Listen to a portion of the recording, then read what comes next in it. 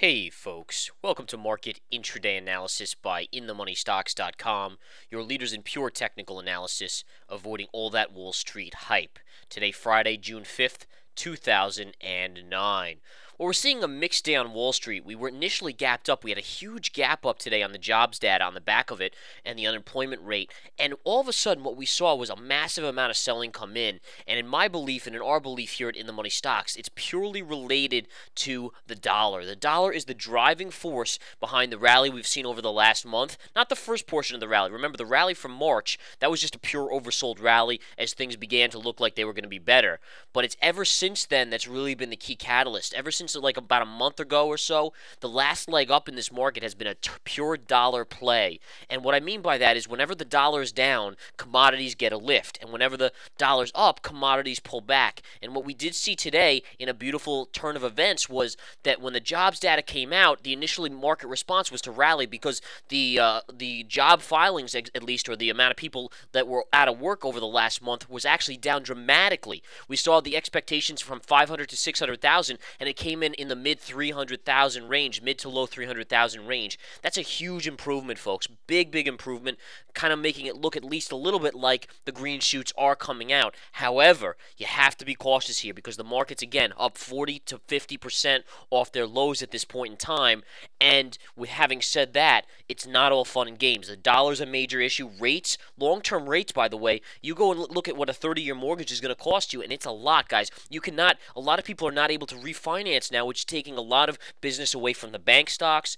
All right, a lot of people can't lower their mortgage payment by refinancing because rates have started to increase. That's a major concern. Rates have moved up as much as in the high 3.8 range now. They've pulled back and kind of wishy-washy around that area, but that's a huge concern for this market.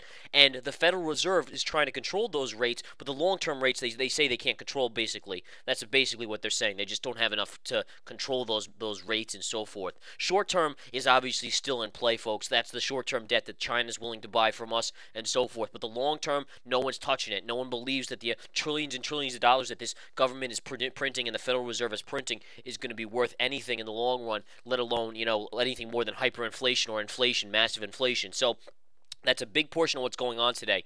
You're seeing the dollar rally higher on the back of the jobs data. The UUP, I'll show you that chart here. Here's the UUP. This is what we use to measure the dollar. It's the dollar index. You can see right here is where we closed yesterday on a nice pause day, and then today all the way up here. This is a big move up on the dollar.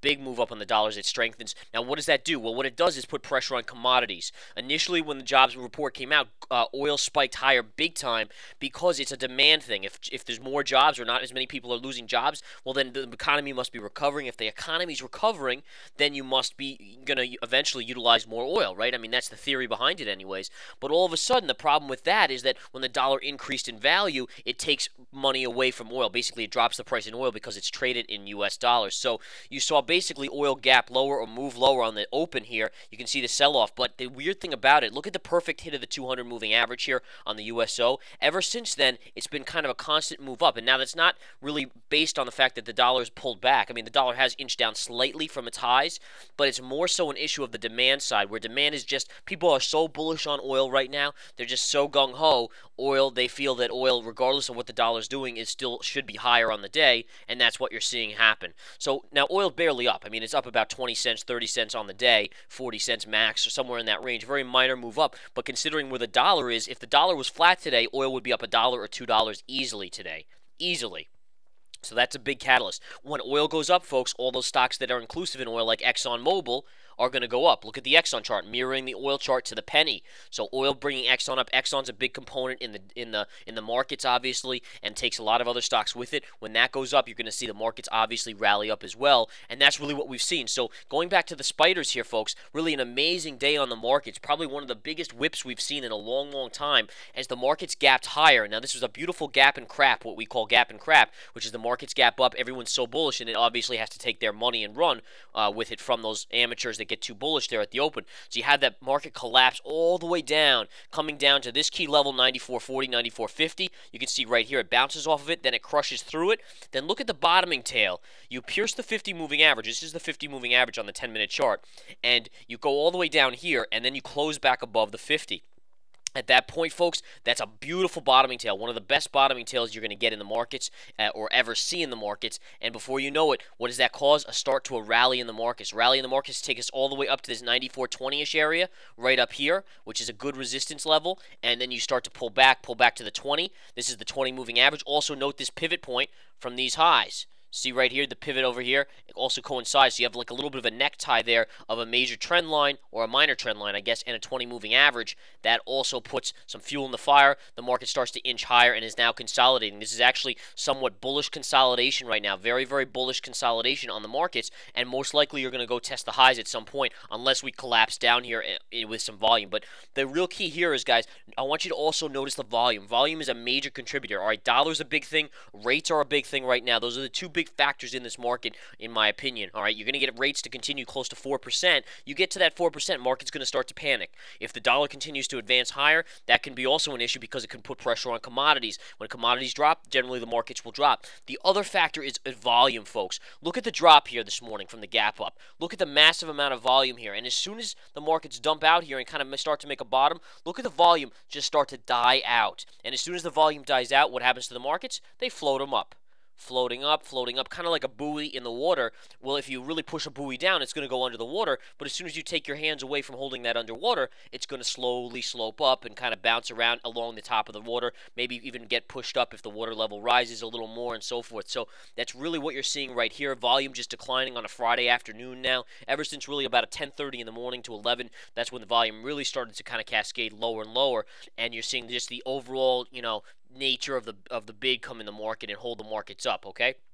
So that's a key. Continue to watch oil here. Continue to watch Exxon. Goldman Sachs has been an interesting player today. Goldman Sachs here kind of just trading sideways here. And actually, if you take a trend line from the low here on yesterday and you connect it right here, you can see you've actually, let me draw it right in here. You're actually right on a borderline right here of a possible breakdown. There's also another trend line that we actually broke already, which is connected to right here.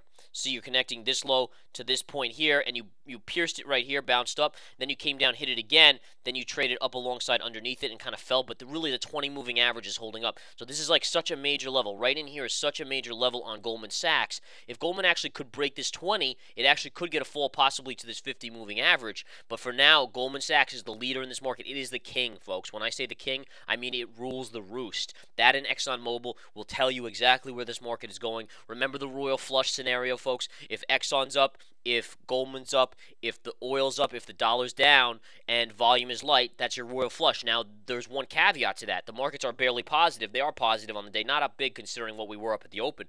But the real catalyst there, folks, is that the dollar is actually not down today. The dollar down is key to that royal flush scenario. The dollar is actually very strong today. Oil is basically just flat to slightly higher, even though Exxon and Goldman are up slightly. But you kind of don't have, you have a couple, it's like half, it's like 3/4 of a royal flush, or maybe a straight flush and not a royal flush in this market right now.